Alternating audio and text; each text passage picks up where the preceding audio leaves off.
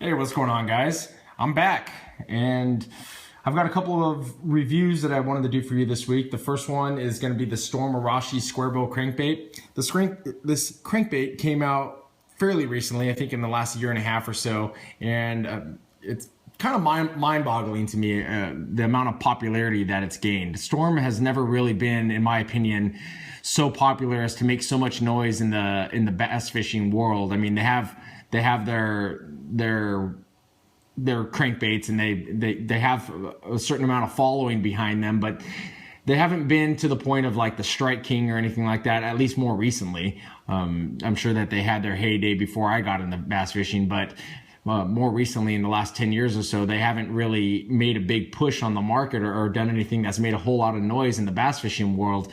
And so when this Arashi crankbait came out, and it has made all this noise, and they had their new marketing scheme with, going after somebody like Brandon Polinick and him pushing this crankbait, and somebody that like him that actually makes noise on the bass fishing circuit in the pro series, like in the Bassmasters and stuff like that. But it's just interesting to me, and it's priced very, very aggressively at sub $10 on Tackle Warehouse. It's $8.99, which is good, especially when you get a lot of the quality components that this crankbait has, because a lot of the stuff that you find on this crankbait you'll find on crankbaits that are upwards of $12 to $15 for a crankbait. So what you find in this crankbait, and for it to be $9, is actually really competitive, and it seems like people have had very good success with it. And so it's just kind of blowing my mind that Storm actually came out with something that works well, seems to be pretty good quality, and has made some noise, I guess. So it's always kind of been, more recently, not always, but more recently has been kind of like the stepchild to the Rapala brand, Rapala being the flagship. For most of you guys know that Rapala and Storm are quasi the same company, if you will.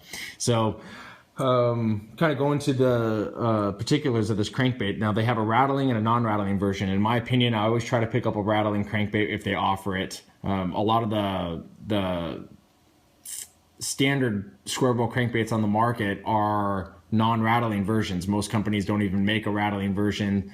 I won't say most, because it seems like more often you're finding them now, but it seemed like for the standard in square bills was a non-rattling version for a while, and now they're coming out with both a rattling and a non-rattling. And if I can find a rattling version in a square bill crankbait, I always pick it up, because it's always nice to have a rattling crankbait, especially given the amount of crankbaits that I have that are non-rattling.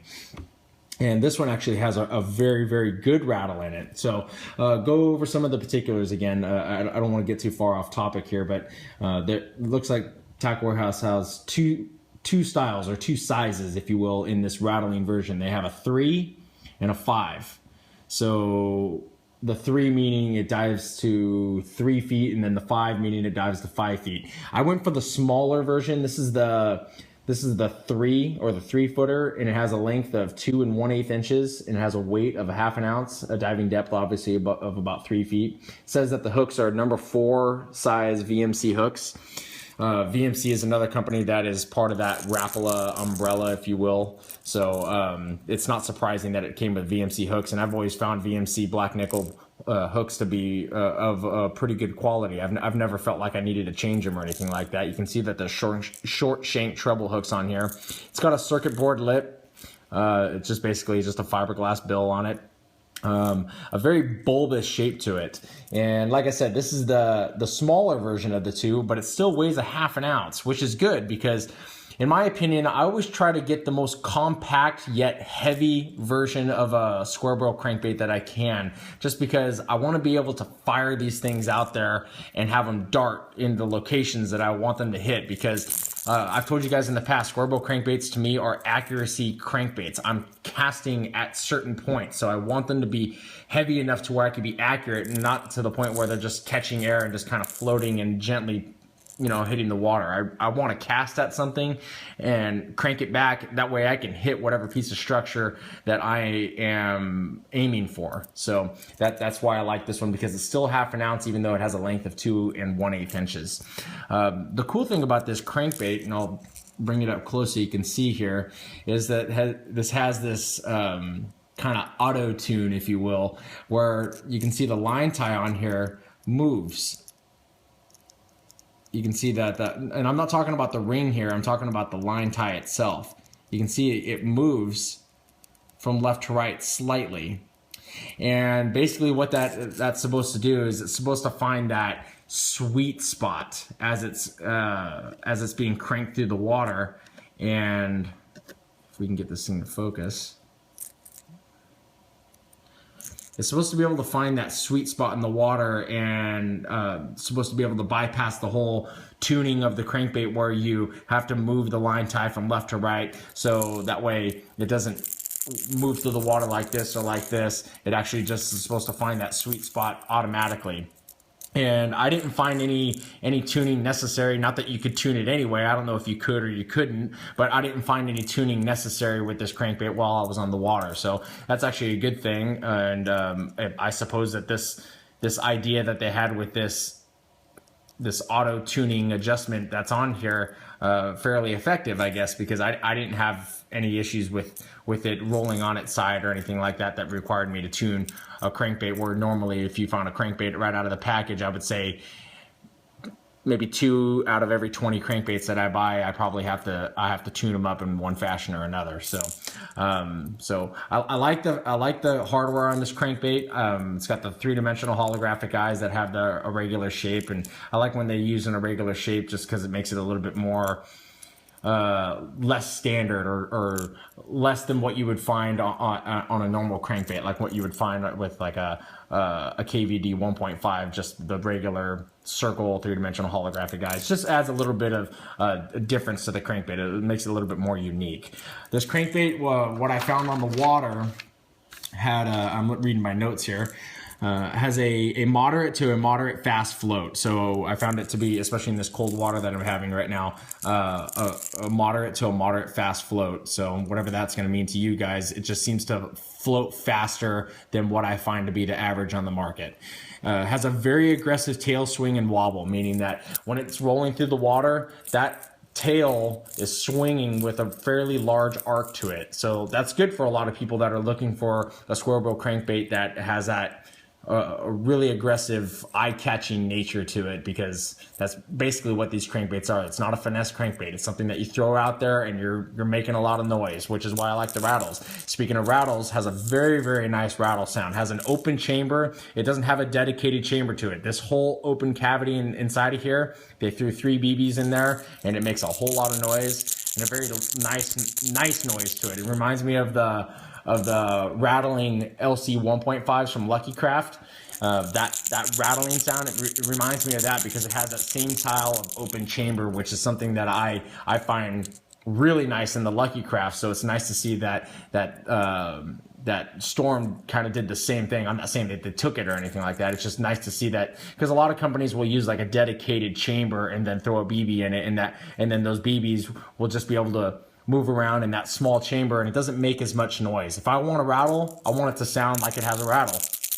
That sounds like it has a rattle. So I assume that its bulbous shape has a lot to do with that wide swinging arc and the rolling nature to it that it has while it's on the water. So don't want to take too much time up here, but just kind of give you a close-up of some of the stuff that you can see here. You can see it says Arashi Square, and then 3 apostrophe, meaning 3 feet. Give you some close-ups here so you can see what's going on in the eyes there. Just a really nice overall crankbait. I can see why people like the crankbait. I mean, it's a really nice looking crankbait. So the colors I have here, the first one I have is called Blueback Herring. It's just kind of an overall transparent crankbait with some teal on the back, a little bit of red on the side, and then that pearl fading down all the way to the belly there. This is Blueback Herring.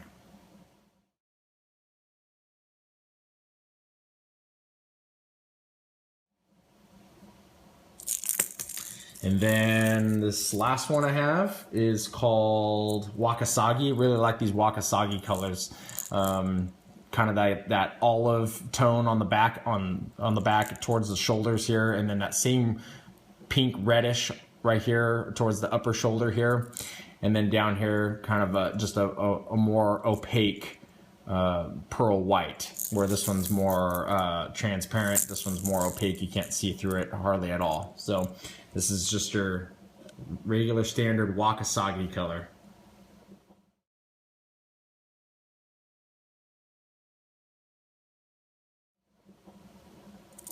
So that's pretty much my review.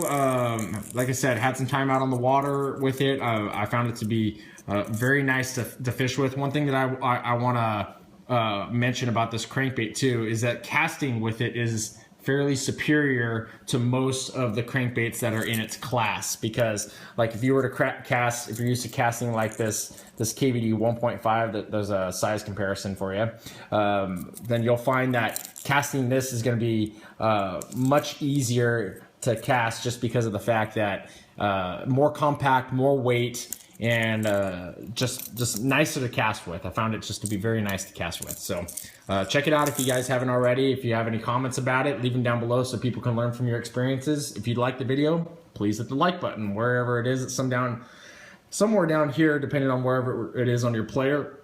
Could be up here, I don't know. And stay tuned for the next video. Thanks for sticking with me, guys. I got another review coming up of this Sebile sunfish, I think it is. Yeah, Sebile Square Bill sunfish. Pretty nice little crankbait too. Stay tuned.